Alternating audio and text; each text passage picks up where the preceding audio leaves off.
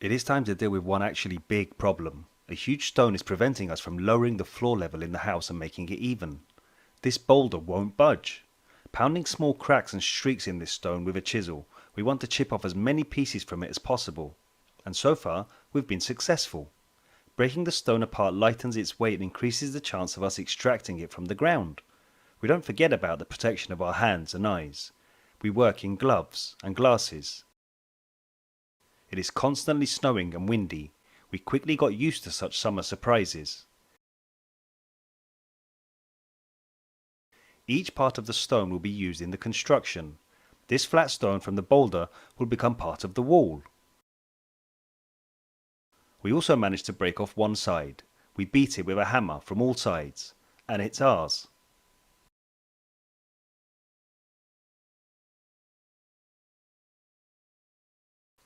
Our success stops here. The stone stopped cracking. There are no streaks or cracks in it on top or on the sides. We'll try to dig it out using poles. If this does not work out, we will start a fire on it, heat it up and pour water on it so that due to the temperature change, the boulder will split into pieces. Exploring these places, we never let useful resources pass us by. We intentionally do not collect fresh bridge bark. But the one that starts peeling off itself, we always take it. We will store a stock of it in the stone house for kindling. When used wisely, it's enough to light a fire in a furnace dozens of times. The point is small. To make a furnace. Today, there are 3 of us in the team. Our friend Stas is actively involved in the work. We gradually raise the boulder with a pole and put smaller stones under it so that it does not fall back. Sometimes hammer them under it. Next, making a higher lever, we are able to completely push it out from the ground. As a result of the chisel work, the stone has a lot of sharp edges to which the wood grabs perfectly. Using 2 levers and Stas, we managed to completely get the stone out of the hole. Having examined it completely, we saw several flat faces on one side and decided to make it part of the future furnace.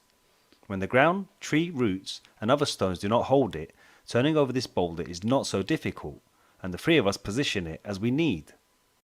So this boulder, once a big problem for us, becomes a big part of the house.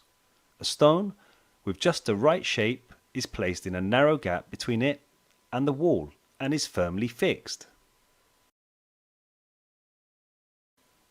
The foundation for the furnace is ready. Over time, each thing finds its place in the house or near the house for permanent storage. These 2 cedars will come in handy to us again very soon. In between, laying the stones in the walls of the house, we deliver them to the house. It's easier to do this from the mountain, so as not to constantly go uphill, not to carry small flat stones. We often take one, and closer to the end of the slope, not very carefully we start throwing it at other stones.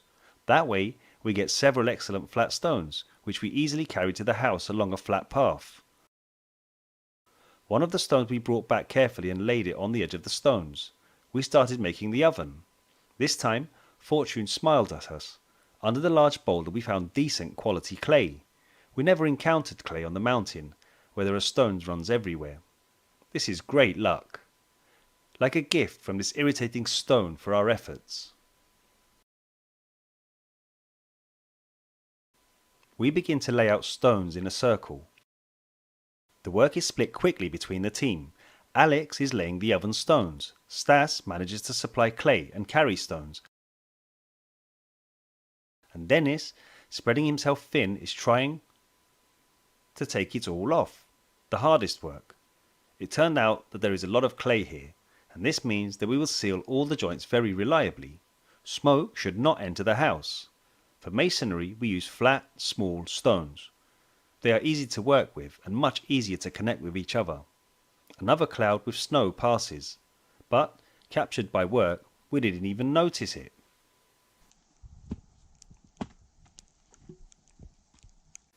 Soon, we will continue to work on the furnace and make the pipe higher than the roof.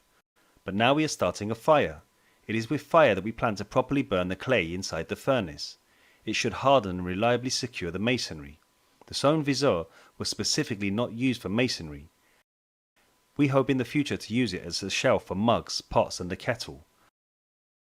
The fire quickly starts and smoke rises up the chimney. The furnace turned out to be very spacious. It will fit a lot of firewood. Already, we can see places where the smoke passes through the walls of the chimney. We immediately cover them with clay. Boots, socks and gloves are sent to dry on top of the oven. The main thing is not to overdo it. The stone heats up quickly. As well as the quality of the clay, we are also checking the resistance of the stone to intense heat. We fill in the chimney with dry wood to the very edge. We can still do that for now. An hour and a half of active burning showed a complete absence of cracks in the stones. Several pots with potatoes, spices and meat are sent cooking in the coals.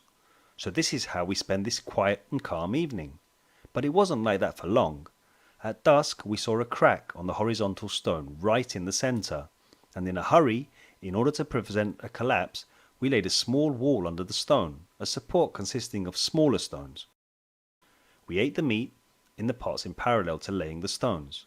Thus the fireplace turned into a real stove, and it survived. But the question of what to do with it, shift it or leave it as it is, still torments us. Friends, but most English YouTubers use guys. What do you think about this? In the early morning we go down to the spring. It is located about 300 meters from a stone house. Very cold and very invigorating. Invigorates perhaps even better than coffee. However, the sun quickly gives way to clouds with snow. During the first few minutes it was only a little, but gradually increasing, it falls as if a snowstorm is beginning.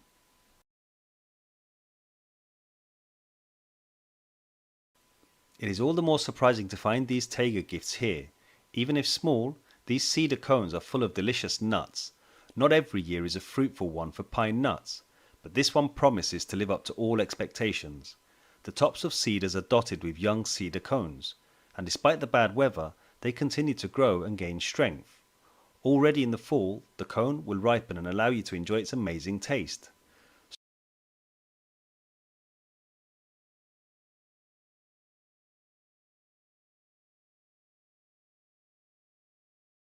Snow is replaced by fog which completely envelops the taiga. Visibility is extremely low. The summer sun quickly melts the snow and the slopes begin to steam. Through these cycles we learn the laws of nature, begin to feel ourselves as part of it, and continue to admire its beauty.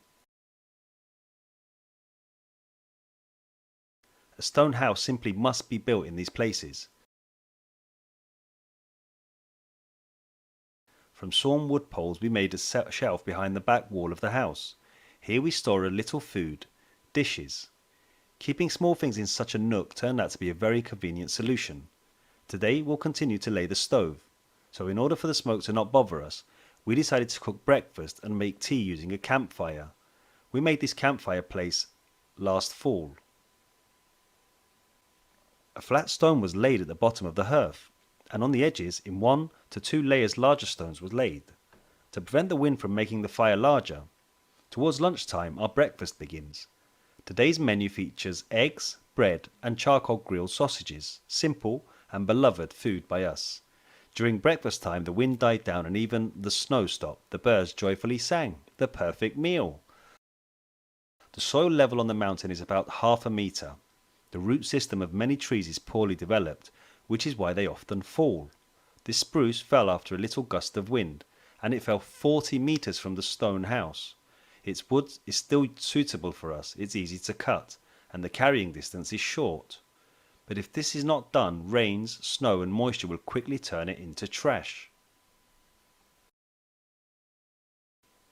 On the moose trail you can find not only its tracks but also the horns of these forest giants. This find is rare. It can be considered a real trophy, obtained without weapons. Decorating a house with the horns of a dead elk has been considered wrong since ancient times, as according to legend the horns of a dead elk carry the energy of a dead animal and will not bring anything but troubles. But finding discarded horns by the elk itself is a good omen. They can be used to decorate a house and expect good things. We will decorate the house with horns when we finish it. In the meantime, as per tradition, we will make a hanger.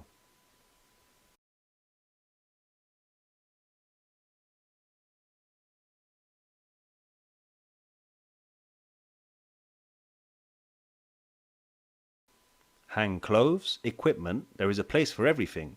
It is convenient to dry a sleeping bag wet from snow.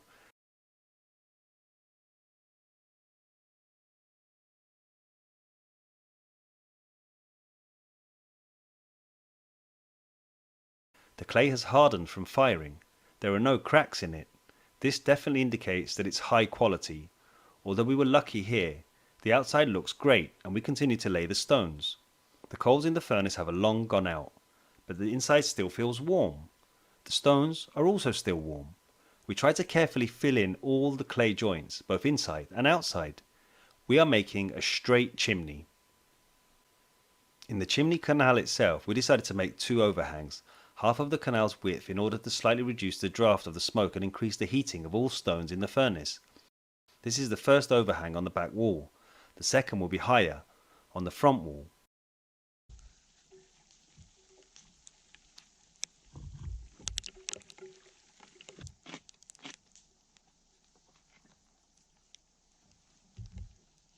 Opposite the first overhang we made a small hole. When the furnace is burning it will be tightly sealed, but after the furnace stops burning it will show us how much soot has collected on these overhangs. Using it, it will be possible to remove the soot. If soot does not accumulate on the overhangs, we will just close it up. The chimney is only half built. There is still a lot of work ahead. The chronicles of the stone house continue. If you want to support us right now, rate. In English videos, rate normally replaced with like this video and share it with your friends and relatives. In the comments, write your thoughts and suggestions for the construction of this stone dwelling. A warm, reliable stone house should be ready for a frosty and long winter. In the next episode, we will finish laying the walls of the house, make elk bait, and we'll put a camera trap on an animal trail. We will start making arrangements regarding the spring. We will continue to explore the surroundings of these beautiful and harsh places. On our Instagram you can see the latest photo and videos of our adventures, beautiful companions and the forest team. See short forest stories and read about our experiment in detail. We do not teach anyone but learn ourselves and tell you about it. We make mistakes, but it is thanks to them that we become wiser and learn the lessons of the wild. Well, with you was the forest team. Until next time, friends, we will see each other very soon. Bye everyone!